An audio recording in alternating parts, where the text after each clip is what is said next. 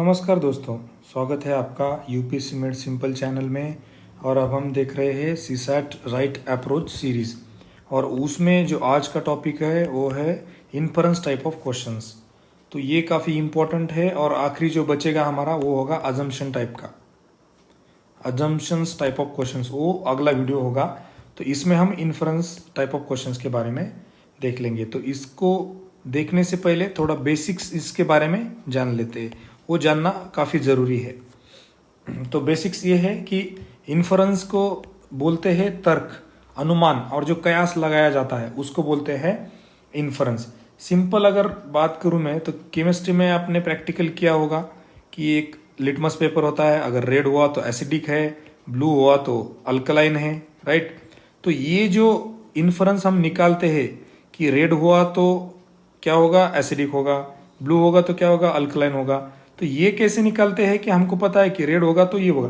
तो इस तरीके से आपको कुछ चीजें दी होगी, वहां से आपको एक इन्फरेंस निकालना होता है। दूसरा एक सिंपल यूपीएससी का एग्जांपल लेते हैं। फॉर एग्जांपल कोई टॉपर का नाम लेते हैं, समझो जो शुभम कुमार है इस साल के टॉपर, उन्होंने पॉलिटी के लिए लक्ष्मीकांत पढ़ा। तो इसका मैं इन्फरेंस क्या निकाल सकता हूँ कि अगर पॉलिटी लक्ष्मीकांत से पढ़ते हो तो आपका प्रीलिम्स क्लियर हो सकता है। ऐसा हम इन्फरेंस निकाल सकते हैं, कयास लगा सकते हैं। तो बेसिकली उसको बोलते हैं इन्फरेंस।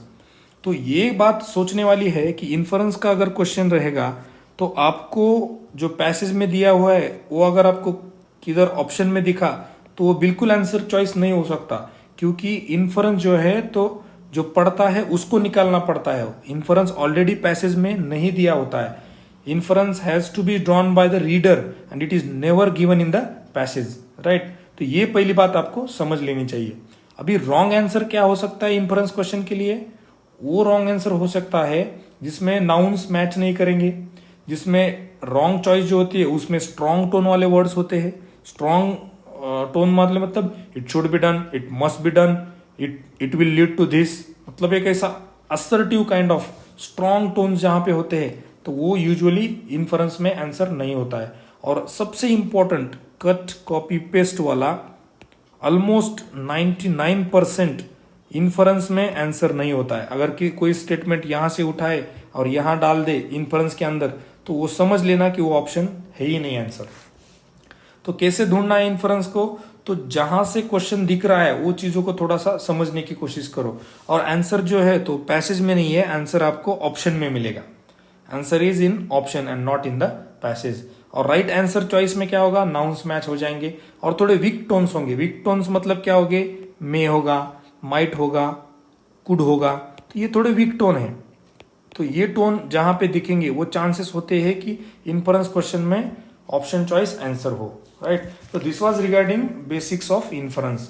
तो हम आगे बढ़ते हैं, 2018 के कुछ क्वेश्चंस देखते हैं। 2018 का पहला क्वेश्चन है क्वेश्चन नंबर 7। तो मैं अपेक्षा करता हूं कि आप इस पैसेज को पढ़ लेंगे। हम डायरेक्टली ऑप्शंस पे आते हैं, हमारा समय बच जाएगा। तो पहला देखते हैं, prosperity of agriculture sector is of critical importance to India. हो सकता है Indian economy greatly depends on agriculture.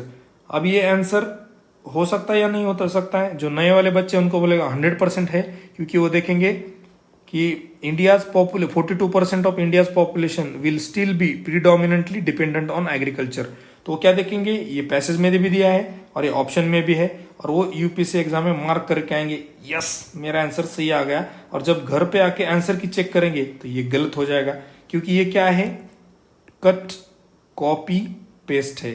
और हमने देखा था जहां पे इन्फरेंस होगा वहां पे कट कॉपी पेस्ट वाला सेंटेंस आंसर नहीं होता है, इसलिए ये गया। अब तीसरे के बारे में बात करेंगे, India should take strict measures to control its rapid population growth. Rapid population growth के बारे में उसने कुछ बात ही नहीं किया। ये तो मतलब हो गया, कुछ पॉलिटिकल पार्टी वाले लोग होते हैं ना, अगर कोई डिबेट चल रहा है तो बीच में ही बोल देंगे कि बोलो जय श्री राम, बोलो जय श्री राम। वैसे टॉपिक तो कुछ अलग ही चल रहा है और वहां पे क्या बोल रहे हैं, रैपिड पॉपुलेशन ग्रोथ। तो ये ऐसे रॉन्ग आंसर चॉइस होते हैं। अगला देखेंगे, India's farming communities should switch over to other occupations to improve their economic activity. ये तो हो गया, इसके पीवी एटीट्यूड हो गया, भाग दौड़ वाला भगोड़ा हो गया, भगोड़ा ऑप्शन। और यूपीसी में मोस्ट ऑफ द टाइम भगोड़ा ऑप्शन यहां भी नहीं चलता है और इथिक्स के पेपर में भी नहीं चलता, इसलिए ये भी आंसर नहीं है। आंसर इज ए, क्यों बोल रहा है कि 42% of the people are depend on agriculture, इसलिए हम इन्फरेंस ये निकाल सकते हैं कि prosperity of agriculture sector is critical importance to India, क्योंकि लगभग 42% ऑफ द पॉपुलेशन 2030 में भी उस पर डिपेंड रहेगी। तो ये हमने अनुमान निकाला, कयास लगाया, इन्फरेंस निकाला, राइट। अब आगे बढ़ते हैं क्वेश्चन नंबर 9 की तरफ।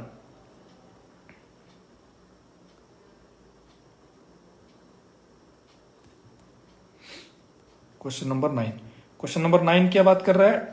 Which of the most following inference के बारे में बात कर रहा है। थोड़ा सा पैसेज आप पढ़ लीजिएगा। I am a scientist privilege to be somebody who tries. मैं डायरेक्टली क्वेश्चन ऑप्शंस पे आता हूं। It is faith and not science that can finally solve all the problems of mankind. बिल्कुल गलत है। उसने बोला था कि कुछ चीजें साइंस से सॉल्व हो सकती है और जो साइंस से नहीं सॉल्व हो रही है वो फेथ से हो सकती है। Science and faith can be mutually complementary if their proper domains are understood. हो सकता है। There are some very fundamental questions which can not be answered either by science और फेथ। फिर से गलत, क्योंकि ये बोला था जो साइंस से आंसर नहीं हो पाएगा वो फेथ से हो पाएगा। अभी आखिरी वाला देखते हैं। In today's culture scientific views are given more importance than spiritual views. इसके बारे में ये बात नहीं कर रहा है, ये थोड़ा डेकोरेटिव स्टेटमेंट है। थोड़ा लग रहा है कि सही हो सकता है लेकिन सही नहीं है।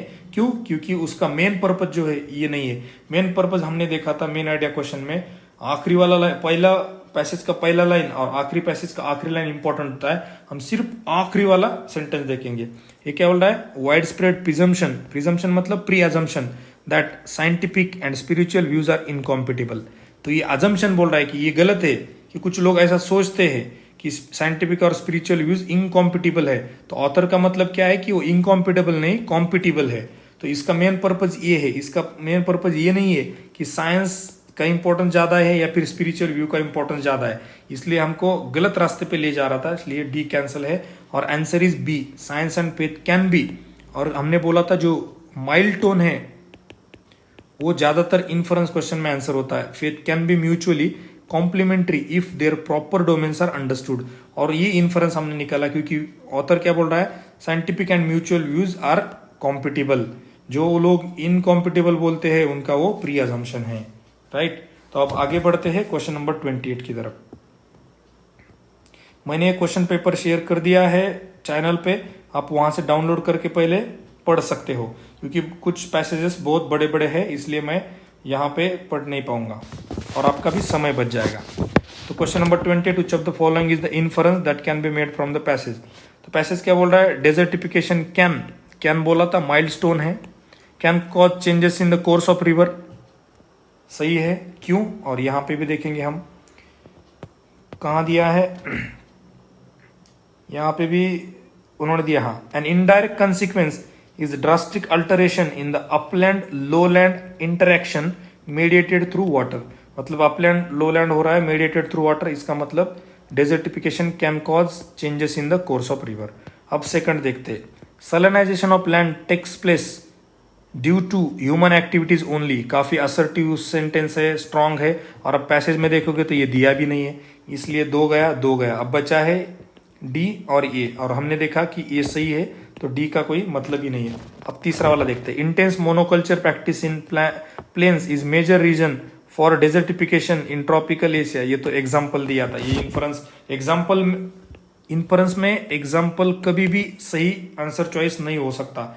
मेन आइडिया में भी नहीं होता है और इन्फरेंस में भी। Almost everywhere when ever you will see, आप जब भी देखोगे किसी ऑप्शन में एग्जाम्पल दिया है, कुछ फैक्ट्स दिए हैं, कुछ डेटा दिया है, तो बिल्कुल रॉन्ग ऑप्शन चॉइस है, इसलिए आंसर है ये।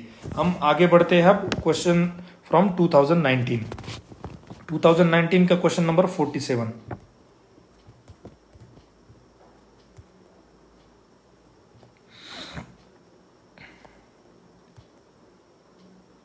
Question number 47, which of the following is most logical rational and crucial inference. तो आप पैसेज पढ़ लीजिएगा, मैं पैसेज नहीं पढ़ता हूँ। क्या बात कर रहे हैं? Efforts to bring people in India's hinterland into banking system are not successful. तो ये सक्सेसफुल है या नहीं है, इसके बारे में कुछ पैसेज में बात किया ही नहीं है। और नॉट सक्सेस बोल रहा है, निगेटिव टोन है, तो ये बिल्कुल गलत है। For meaningful financial inclusion India's banking system needs more number of banking correspondents and other such last mile workers. हो सकता है meaningful financial inclusion in India requires that banking correspondent have diverse skills. हो सकता है better banking outreach would be impossible unless each banking correspondent is allowed to serve number of banks.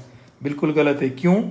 यहाँ पे उन्होंने क्या बोला था कि they are restricted to serving only one bank perhaps to prevent arbitrage. क्योंकि ऑथर क्या बोल रहा है, अगर ज्यादा बैंक को सर्व करेंगे तो वहां पे आर्बिट्रेज का इशू हो सकता है, इसलिए ये डी तो गया। अब बचा है बी और बचा है सी। तो बी में क्या है, for meaningful financial inclusion India's banking system needs more number of banking correspondents and other such last mile workers. तो यहाँ पे वो क्या बोल रहा है कि एफर्ट्स एट बैंकिंग आउटरीच में सक्सीड ओनली इफ, अगर ये चीज करोगे तो ही सक्सेसफुल होगे। क्या? There are better incentives at work for such last mile workers. Last mile worker जो है उनको ही ज्यादा इंसेंटिव दो। And all those providers who ensure not just basic bank accounts but also products such as accident, life insurance, micro pension funds. तो वो number of इनके बढ़ाने की बात कर ही नहीं रहा है, वो क्या बात कर रहा है, जो है उनको ही इंसेंटिव ज्यादा दे दो। तो इसलिए नंबर बढ़ाने की बात करना नहीं, बी तो गया। सी क्या है, meaningful financial inclusion India require that banking correspondent have diverse skills, और वही उसने बात किया है। यही इन्फरेंस हम यहां से निकाल सकते हैं। अगर एक आदमी को बेसिक बैंक अकाउंट के साथ साथ अगर दूसरे भी काम करने, सेल्समैन जैसे एक्सीडेंट और लाइफ इंश्योरेंस बेचना है, माइक्रो फाइनेंस स्कीम उनसे देनी है, तो इसके लिए उसको डाइवर्स स्किल की जरूरत पड़ सकती है। यही इसका इन्फरेंस है, राइट। तो आगे बढ़ते हैं। Question number 63 from 2019।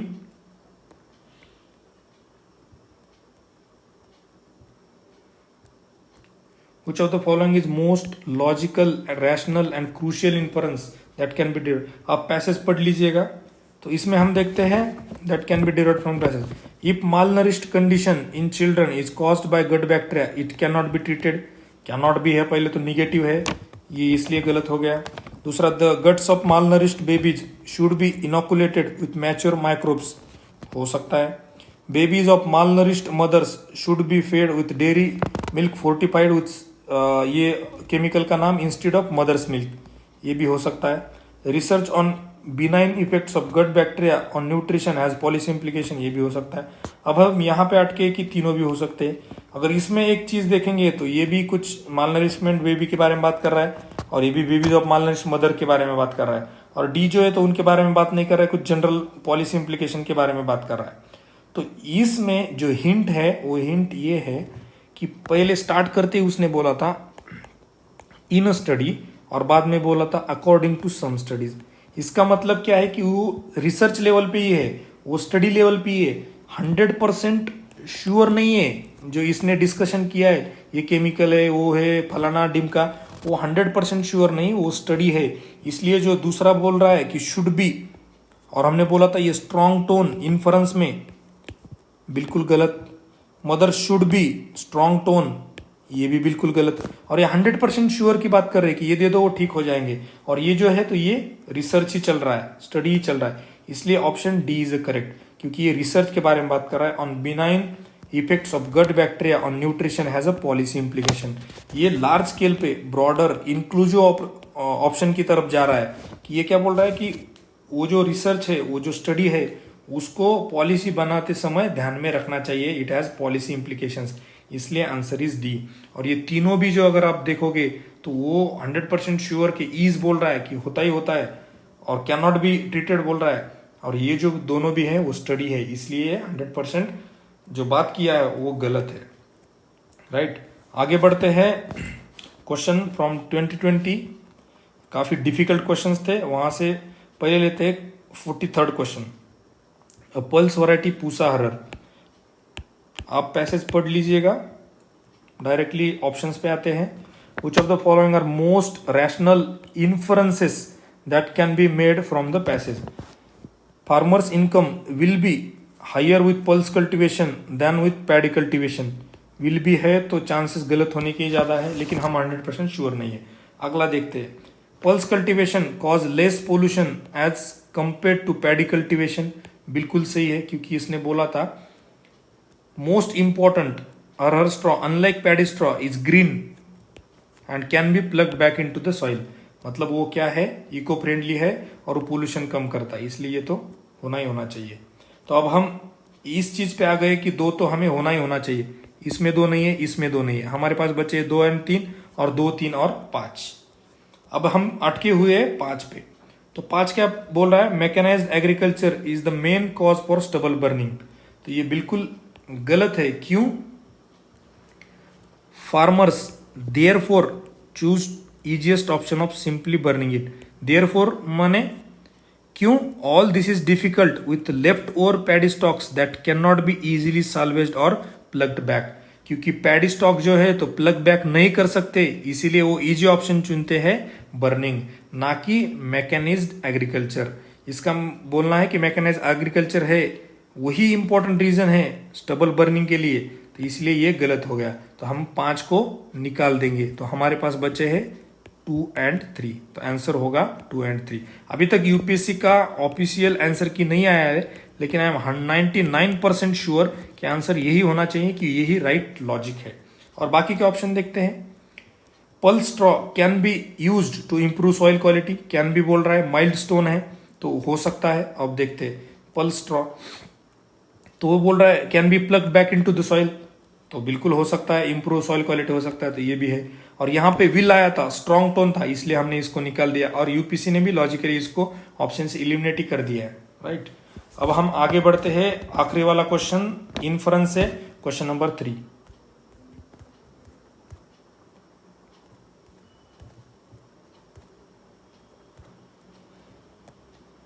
कुछ चीजें आपको अगर गलत लग रही है, आपको कुछ चीजें लॉजिकली करेक्ट नहीं लग रही है, जो मैं चीजों के बारे में बात कर रहा हूं, तो प्लीज आप कमेंट में बता दीजिएगा, ताकि दूसरे लोगों का नुकसान ना हो सके, राइट। अब हम आते हैं पैसेज 3 पे, जो 2020 का पैसेज है उसके बारे में।